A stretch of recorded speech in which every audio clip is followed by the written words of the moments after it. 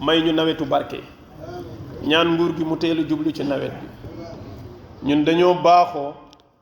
bu nawet jotee rek léegi tey ndox mi ñëw jafe-jafe yi amaat yàlla tere inondation amaat ñu ne yàlla ak mbiram yàlla nattoo ci nañu te du yàlla de li ci ëpp du yàlla nun la mooy nawet dañ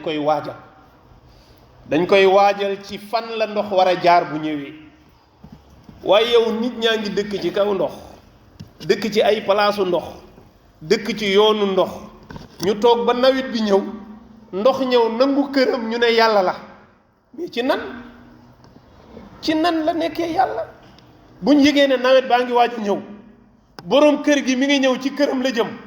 wala boroom yoon wi mi ngi ñëw ci yoonam la jëm yaa xayti nañ ko wutal yoon yu mu jaar balaa yegsi mais doo gis dara luy firndeel ne nawet a ngi waaj a ñëw ñi ngi préparé pour bu ndox ñëwoon au moins sax askan wi mën a soulager doo ko gis da ngay toog rek ba mu ne teel ñu ne ut leen ay pompe ñu ut ay pompe ndox di manque barab boo xam ne nappe bi matul 4 mètres nga teg fa pompe pour mu manque ko te boo amee chance pompe bi balaa ñëw 24 heures après fekk ndox mi laal na nappe bi c'est fini kenn dootu ko mën a mag yooyu daa mat a bàyyi xel loolu mooy responsabilité nguur mooy da ngay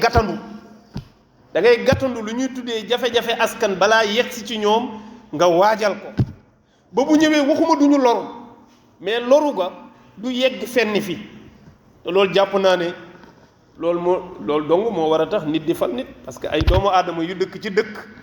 du ñoom ñoo war a créer ay yoon loolu toujours ma wax ko fii ñun ñoo baaxoo di wut ay déviation da ngay gis léegi-léegi ñuy defar tali bi rek chauffeur yi jékki saay rek jël benn mbedd def ko déviation dem seen yoon ñëpp di fa jaar mais loolu du yoon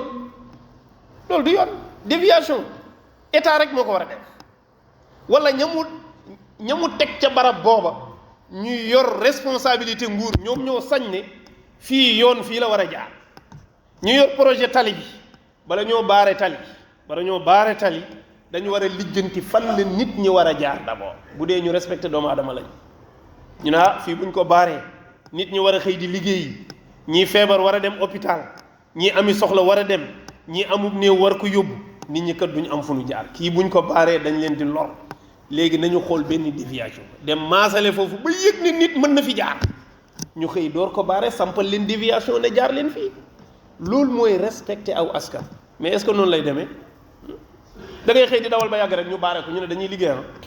zéro explication duñ la sax expliquer te boo bëggoon a ñàkkal fayda sa bopp nga jéem a ñëw di revendiquer loolu pour wan leen ne léegi yéen lu tax defalu leen ñi déviation maanaam mën na nekk ay tontu yu ñàkk teggin ci yow man loolu dama gis ne souvent ñun ñi ñuy jiital dañ dul am respect ci askan wi ñaara du ñu xam gëddu askan lu dul buñ soxlaa seen baat nag dañuy xam seen gëdd dañuy ñëw tarbiyu leen waxtaan ak ñoom gaaral leen seeni projet wax leen liñ bëgg wax leen sentiment yi ñu am ci ñoom waaye buñ ci xasee jot amatul lu ñuy wax ak yow maanaam yow nekkatoo nawle pour ñu lay expliquer lan lii mooy nangam man dama waxoon ne dafa waroon a bokk sax ci du ministre du directeur du président de la république ku ci génn réew mii dem beneen réew wax fa ay wax mbaa nga signé ko fa ci turu askan wi boo ne cëpp aéroport bala ngaa dugg sa kër da nga waroon taxaw def point de presse wax waa réew mi fa nga demoon ak loo fa doon def loolu mooy li normal mais léegi-léeg du demee noonu moo tax yooyu nañ ciy bàyyi xel mën na échapper ci àddina mais du échapper yow mal xiyam loolu foog ñu di ko bàyyi xel lii responsabilité la ñun li ñuy dénkaane responsabilité la bu ko askan wi réglé wul yàlla da koy réglé waat ëllëg waaw politique fii la yem àddina loolu amul de waaw yàlla lépp lay réglé waaw maa li hada al kitab laa yugaadiru saghiratan wala kabira danañu yàlla suturaal yàlla defal leen kàttan bañ mën a taxaw ci responsabilité yooyu asalaamaaleykum wa rahmatullah